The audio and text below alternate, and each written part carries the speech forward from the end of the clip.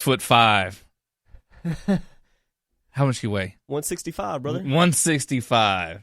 Brad Watkins. You didn't put my hometown in there. The Watt. Oh, G-Town, Garland, Texas. Garland, I was going to say Mesquite. Well, I grew up in Mesquite, but live in Garland now. But anyways, Mesquite/Garland, Texas. Okay. Yeah. Isn't that kind of far apart from each other? No. They're close, real close. They're really close? Yeah. I can get to Mesquite in like 15, 20 minutes. So. Is that Dallas time or real time? Dallas time is longer. I don't know what you're asking here. That was always. There's always a joke. Like you have real time, which is like 15 minutes. Like, someone will be here. Someone will be here in 15 minutes. Oh, Dallas time is 15 minutes is really an hour. But I remember one time I was. We're gonna really 15 to 20 minutes. Yes. Okay, so we'll get into that later on. Okay. Yeah. Who wants to open up? Let Brad open up. Go ahead, Brad. What do you think? What do you think is Tony Romo's future? I don't want to set you up or anything. I'm just saying that you are a Tony Romo guy through and through. We all know I'm DFW through and through. Right. We were talking about this pre-show. I think what's going to happen is that somebody's going to come calling in the offseason, whether it be the Browns, the Jets, the Cardinals, Broncos, whoever. And I think the Cowboys really can get a first-round pick in a trade for Tony Romo in the draft. Okay. And I think what they'll end up doing is, if that happens and they get that first-round pick, they'll package their first-round pick and whoever they get to move up in the draft and get a defender like a Jabril Peppers, a Myles Garrett, somebody who can help them on defense. Okay. Kurt showed you respect. He didn't interrupt you. He did. So, Kurt? No, there's no way. They won't get a fifth-round pick for him. Tell you why. Because he's played 2 games in 2 years. He may never play a game for the Cowboys again. Well, he's not going to play a game for the Cowboys again. You can't say that because something happened to Dak. Dak could struggle. Dak could get hurt. God forbid he does. But Tony Romo is a backup quarterback, so he's called upon when needed. So I'm not going to rule him out completely. He can have another start. But what are you going to? You're going to base it off of a 37-year-old old man, not middle age. He said middle age. He's late 30s now. Middle age. Middle age. I thought was like 34, 35. Middle 30s. He's a late 30s quarterback, and very few are good at that age. You can name maybe 2 or 3 ever of all time that have been in their late 30s that have been good. And Tony Romo is not even half of what those guys are. Okay, Tony Romo's 36. He'll be 37 in April. Okay, so the beginning of Tom Brady's 39. Right. So, but that's a select few. And is having probably the best year of his career right now. Tony Romo isn't half of Tom Brady. He's not even a quarter of Tom Brady. Is it my turn yet there, Dave? Go for it. Knock it out. All right. First off, you got to look at what he's done for his career. Okay? Okay. The best statistical quarterback in Dallas Cowboys history. You cannot take that away from him. Okay, so you're going by Dallas Cowboy history, not NFL history. Correct. Okay. Yeah, correct. So, and you look at what he's done. He has not had a team like Dak has this year.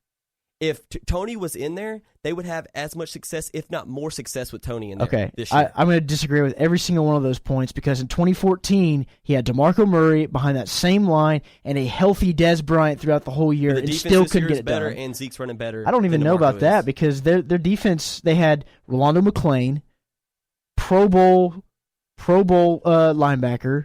They had Sean Lee, Pro Bowl linebacker. I mean, Rolando McClain is better than any linebacker besides Sean Lee when he wants to play. When he was playing. When he wants to play. Right. They were better. I think they're about the same defensively. But DeMarco Murray had a better rushing season. If you're going to go back in the day, this year they have a better defensive line and they have a better secondary this year. They have a terrible defensive line. They have a worse defensive line. Actually, they're about Tank Lawrence is awful. They're about that was their best guy in 2014. 2014. So I don't think that's horrible. They're about 12th or 13th in the league in sacks. So I don't think that's horrible. So I'm just saying that if you're going to go on, Tony Romo's the best statistical quarterback of all time. DeMarco Murray had more rushing yards than Emmitt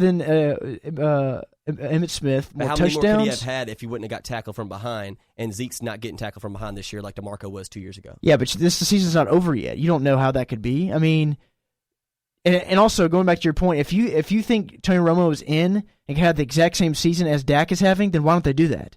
Why would they not do that? If you can't kill the young man's momentum because they're looking for not only for this year, for the future as well. You cannot kill his momentum. But if you think Tony Romo is going to be exactly the same or better, then why don't you put him in? Why would you say, okay, Dak's putting good so far, but we think Tony's going to be better, or he's going to be just as good, then we're going to play Tony. They don't think that, though. I'm saying I think that, but they don't think that. Right.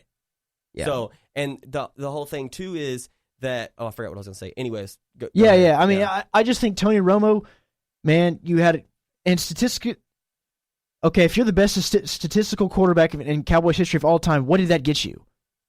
Stats are great. Love stats. Yeah, we love to talk about stats. We love to throw around stats. But what has that got you? You have only gotten 2 playoff wins. You're 2-8 in the playoffs. No Super Bowls.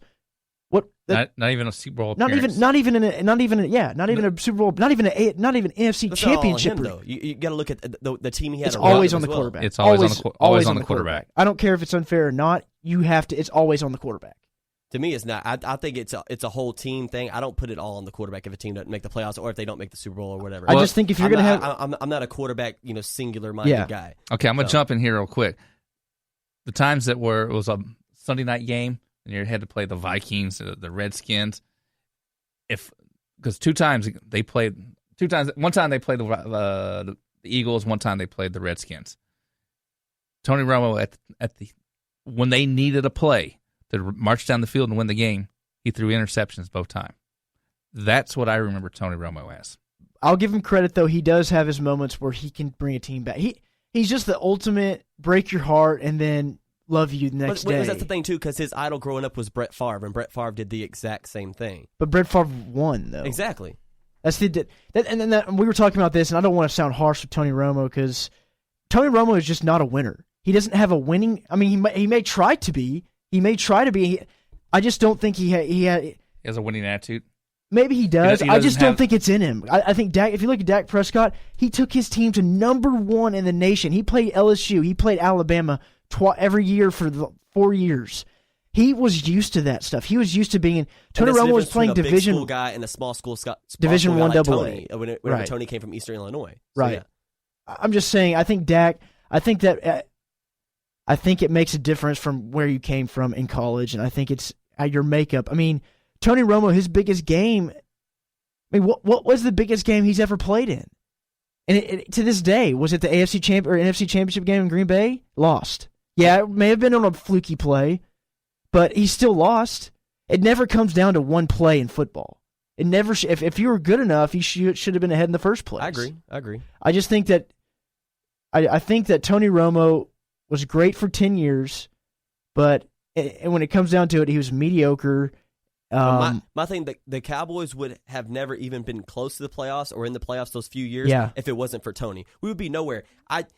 They were thinking about taking Brady Quinn in that draft. I'm glad we didn't. Right. They were thinking about taking Johnny Manziel in a recent draft, and they didn't. So I'm glad they stuck with Romo. And I don't think they were. I don't think they were that close to taking Johnny Manziel at all. From what I heard, it was. I think Jerry wanted Steven and Jerry fighting back and forth. I think the smarter person prevailed. It goes back to my point of the whole trust overruling Jerry these days. Well, yeah, I think Stevens tells Jerry, okay, first round we have to have a solid. We can't have you getting all crazy. We'll give you the second round pick, but not the first round pick. Which the second round pick's been kind of they have been extremely shady lately. We'll see what Jalen Smith does next year. From all reports that I'm seeing, he's going to be back fully healthy next year. And if he was fully healthy in this draft, he would have went #1. Is what I was hearing. So, anyways, yeah. So let me ask this question. Both of you guys are Cowboys fans. I'm not a Cowboy fan. So let's say Cowboys run the table, make it to the Super Bowl, win the Super Bowl. Tony gets a Super Bowl ring. Does that, for Hall of Fame, does that give him that Super Bowl ring with all the stats that he has? Does that give him the shot into the Hall of Fame? That's tough there, Dave. You put me in a tough spot. See, that's just weird. It's like when it's almost like when Peyton won it last year. Even though Peyton played in the game, Osweiler helped get them that far. But I think also you got to look at if they did that. Tony has taken on a leadership role with Dak. He even said it in the press conference. He has Dak's back. So part of Dak's success can be credited to Tony as well. So I think that would put him on fringe Hall of Fame status. I don't know if it would put him in, but he would definitely be on the fringe at that point.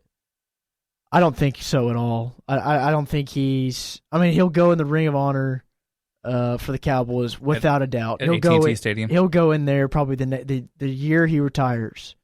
But there's no shot to me that he is a Hall of Fame quarterback. If he goes to the Super Bowl, he had nothing. He might have mentored him along the way, but maybe that was what maybe he was just could mentally do it, but maybe physically couldn't do it, or maybe he just didn't. He just had some things that he couldn't do that Dak can do. I don't think he's a Hall of Fame quarterback at all. Okay, so what if he goes to another team next year? Whoa! Hey! Who's the moderator around here? Okay, excuse me, sir. Man, I was about ready. I'm a Megan Kelly over here. I know exactly. See, this key's broken right here. Okay, it's because I throw it at people all the time. All right, so I'm not in David's good graces tonight. He's kind of agitated with me. All right, so Tony Romo has $14 million left on his 2-year contract.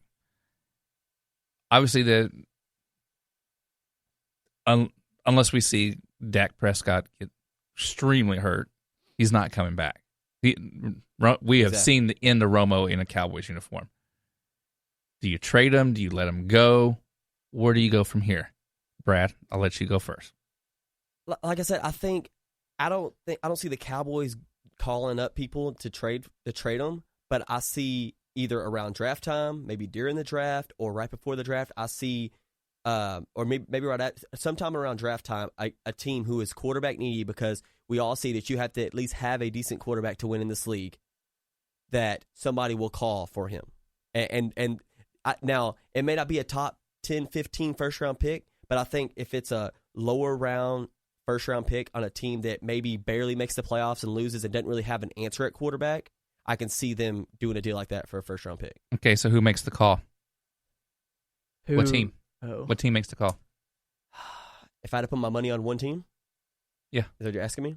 I'll give you two. Me too. What I'm seeing from different sources, I would say number one, probably the Jets. Number two, I would probably go. I wouldn't go with your sources. I'd go by your own gut and what you think. Yeah, that's what I'm factoring in too. The Jets. I would go number one Jets. I would go number two Arizona. Okay, Kurt, what do you think? Gonna happen? I mean, they'll probably trade him. I mean, obviously that's probably what, or release him. I mean, you can't release him because you'll still have that $14 million against your cap. Doesn't expire till the end of next year, right? So, yeah. So that's $14 million that you cannot sign another player for. Yeah. And it would be I saw the numbers. It'd be like $9 to $10 million in dead money that they would have to eat. Right. So that would be, you don't want to do that. You don't want to do that. I mean, yeah. I mean, he's going to get some offers, but I don't think it's going to be for 2007 Tony Romo kind of offers, or I don't think it's going to be even 2014 offers. What do you think teams are going to offer up? I think the Broncos. I mean, look what they did with Peyton Manning. I'm not saying Tony Romo's Peyton Manning, but obviously their defense can carry a team with a mediocre to. I mean, Peyton Manning was awful. But what will the Cowboys get in return? I think because let me remind you, he said a first round pick. Right. I'm going to say 5th round pick or lower. A player in a 5th round pick, or just a 5th round pick? Maybe a 5th round pick, and then maybe a future 7th round pick. So, because I would love to take one of their scrappy, not even DBs a starter. I don't even think I would take one of their defensive linemen. Well, yeah, that's what I would take. Like a Derek Wolfe or something like that. Yeah, I don't think they would do that. I don't think they'll do it either. But I'm not talking about the top 4. I'd take number 6 or 7. That's on that. Yeah, I would take that in a heartbeat, because obviously he's getting time and he's right. Yeah, I think. I don't think the Broncos are going to be smart about it, because look what they did this year. I mean, they could have went out and got Colin Kaepernick. They could have gone out and got Ryan Fitzpatrick when he was available instead of the Jets. The Broncos are not going to reach and give up a lot of what they do good at. Yeah, I and don't think they'll do it, and I don't think the Cowboys would take a trade offer, because I don't see them doing it. I got to see what you're saying. Like I see them offering like a 5th round pick or something like that, and I don't think Dallas would take it. I don't know. I mean, if they don't even get the right deal, they don't do anything. Maybe they just chalk that up as Dak being worth more than his contract, and we're paying Tony Romo to. I mean, they could always hold on to him as a backup. He would be great as a backup. And who's to say he's not going to even play? I mean, Well, I know he was saying in my heart, no, if you think I'm going to give up, you're crazy, and that more than ever I have the desire to play.